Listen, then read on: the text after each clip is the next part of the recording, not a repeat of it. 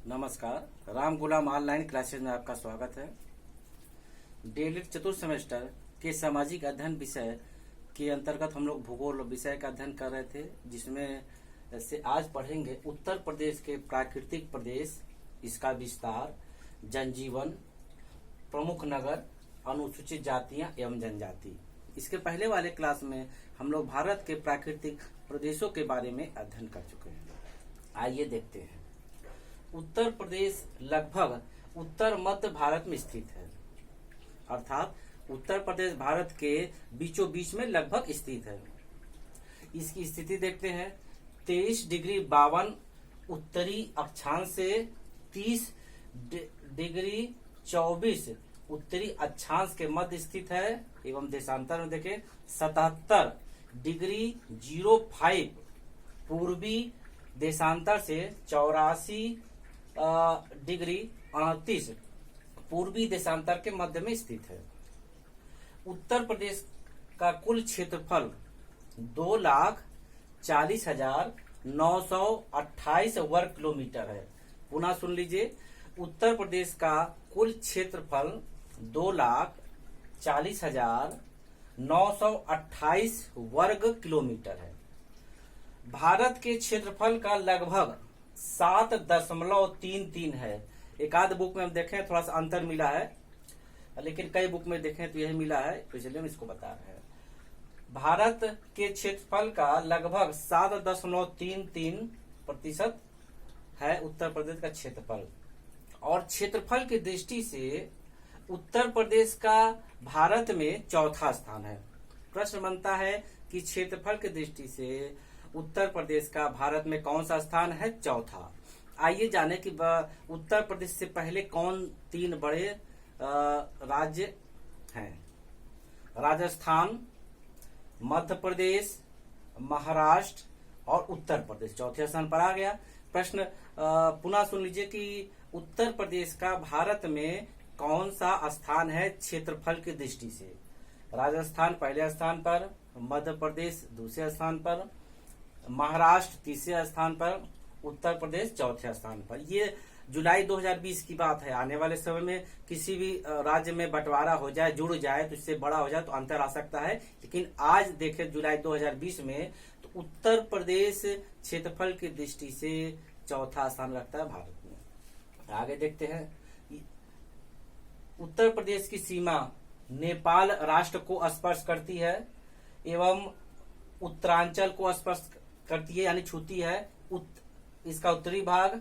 और उत्तर पश्चिम में हिमाचल प्रदेश, पश्चिम में हरियाणा, दिल्ली, राजस्थान और दक्षिण में मध्य प्रदेश, दक्षिण पूर्व में छत्तीसगढ़ और पूर्व में बिहार, झारखंड को स्पर्श उत्तर प्रदेश की सीमा करती है।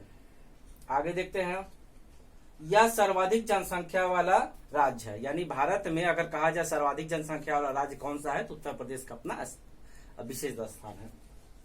उत्तर प्रदेश का क्षेत्रफल, अब तुलना करते हैं कि उत्तर प्रदेश, बहुत से ऐसे देश हमारे विश्व में हैं जो शायद उत्तर प्रदेश से बहुत छोटे हैं। हम देखते हैं। उत्तर प्रदेश का क्षेत्रफल फ्रांस देश का आधा है। फ्रांस देश समझाना, आधा फ्रांस देश के बराबर हमारा उत्तर प्रदेश है। आगे देखते हैं। पुर्तगाल एक देश है, पुर्तगाल का 3 गुना बड़ा है, यानी जो उत्तर प्रदेश है पुर्तगाल के बराबर 3 गुने में है। आगे देखते हैं। आयरलैंड का उत्तर प्रदेश 4 गुना बड़ा है। स्विट्जरलैंड से 7 गुना बड़ा है, 7 गुना। और बेल्जियम से 10 गुना बड़ा है। उत्तर प्रदेश को इसके रचना के आधार पर, मिट्टी के आधार पर, जलवायु के आधार पर 3 भागों बांटा गया। कहीं के 2 भाग मिलता है, लेकिन 3 भागों में बांटा गया है। देखते हैं। पहला भाबर एवं तराई का क्षेत्र, पहला है भाबर एवं तराई का क्षेत्र। दूसरा है गंगा यमुना का मैदान। तीसरा है दक्षिणी पठारी भाग। पुनः देख ले, उत्तर प्रदेश को उसके भू बनावट के आधार पर 3 भागों में बांटा गया। कौन कौन? पहला भाबर एवं तराई का क्षेत्र, दूसरा गंगा यमुना का मैदान, तीसरा दक्षिणी पठारी प्रदेश। आइए देखते हैं कि अब तक हम लोग क्या पढ़े, इसके बाद इसके आगे पढ़ते हैं। इसका पहला भाग भाबर क्षेत्र, लेकिन उसके पहले इसका जब बहुत ज्यादा बड़ा विषय वस्तु होती है तो थोड़ा बीच बीच में रिवीजन कर लेते हैं। उत्तर प्रदेश का क्षेत्रफल की दृष्टि कौन सा स्थान है? चौथा। उत्तर प्रदेश में सर्वाधिक जनसंख्या निवास करती है और उत्तर प्रदेश के उत्तरी भाग में कौन से देश की सीमा स्पर्श करती है? तो नेपाल। ठीक है, अब इसके बाद देखते हैं कि इसका पहला भाबर क्षेत्र। भाबर क्षेत्र के बारे में हम लोग इसके 1-2 क्लास पहले भी अध्ययन कर चुके हैं। क्षेत्र, भाबर क्षेत्र के बारे में चर्चा कर रहे थे। पहला भाबर क्षेत्र एवं तराई वाला क्षेत्र, यह उत्तरी भाग में स्थित है, यानी उत्तर प्रदेश के उत्तरी भाग में स्थित है एवं यह एक पतली पट्टी के रूप में विस्तृत है। पतली पट्टी, बहुत ज्यादा चौड़ाई में नहीं है। एवं इसका विस्तार सहारनपुर से कुशीनगर, पड़रौना कहीं कहीं भी आता है क्योंकि कुशीनगर के बाद उसका निकटवर्ती क्षेत्र पड़रौना पड़ता है। इसका विस्तार यानी इस क्षेत्र का, भाबर एवं तराई क्षेत्र का विस्तार सहारनपुर से कुशीनगर तक फैला हुआ है और कुशीनगर के सहारनपुर के निकट इसकी चौड़ाई कुछ अधिक है, लेकिन जब पूर्व की ओर बढ़ते हैं तो इसकी चौड़ाई धीरे धीरे कम होती जाती है। पर्वतीय क्षेत्र, अब आते भाबर क्या है? पर्वतीय क्षेत्र से नदियां जब मैदानी क्षेत्र में आती हैं, पर्वतीय क्षेत्र से जब नदियां मैदानी क्षेत्र में आती हैं तो अपने साथ कुछ छोटे कंकड़ पत्थर ऐसे कण लेके आती है और मैदानी क्षेत्र में आने के बाद इसको फैला देती है। पहाड़ है, पहाड़ से जब नदी ऐसे आएगी तो छोटे छोटे कंकड़ पत्थर साथ लाती है। बहाव तेज होता है तो छोटे कंकड़ पत्थर साथ आ जाते हैं, लेकिन जब मैदानी क्षेत्र में यही नदी आती है तो इसका बहाव धीमा हो जाता है और छोटे जो कंकड़ पत्थर होते हैं वो आसपास के क्षेत्र में या मैदान में फैल जाते हैं। ऐसे ही क्षेत्र को भाबर कहते हैं। पुनः सुन लीजिए, पहाड़ी नदियां जब ऊपर से आती हैं, पर्वत से ऊपर से आती हैं, बहती हैं तो अपने साथ छोटे कंकड़ पत्थर लाती हैं, लेकिन जब वो मैदानी क्षेत्र में आती हैं तो कंकड़ पत्थर आसपास क्षेत्र में फैल जाते हैं और उस नदी की गति भी धीमी हो जाती है। आगे देखते हैं भाबर क्षेत्र। अब देखते हैं जो भाबर क्षेत्र है कहाँ किस शहर के अंतर्गत है। भाबर क्षेत्र के दक्षिण में तराई प्रदेश की पट्टी है, उसके दक्षिण में तराई क्षेत्र की पट्टी है। तराई क्षेत्र क्या है आइए जानते हैं। यह क्षेत्र वर्षा एवं जल जमाव के कारण, यानी जो तराई क्षेत्र है वहां वर्षा अधिक होती है जिस कारण जगह जगह छोटे छोटे स्थान पर जल जमाव हो जाता है, जिस कारण यहाँ का क्षेत्र या मिट्टी दलदली हो जाती है। जैसे आजकल वर्षा का समय है, शहर में भी देखिए जगह जगह पानी अगर अधिक मात्रा में बरस गया जहाँ मिट्टी है तो कुछ समय बाद वहां दलदल जैसा एक माहौल हो जाता है। तो वही चर्चा हो रही है कि यह क्षेत्र वर्षा एवं जल जमाव के कारण दलदली हो जाता है एवं यहाँ की मृदा, यहाँ की मिट्टी उपजाऊ होती है। जब जल अधिक होगा और नदियों द्वारा होगा या वर्षा द्वारा होगा तो उसमें उपजाऊपन आएगा।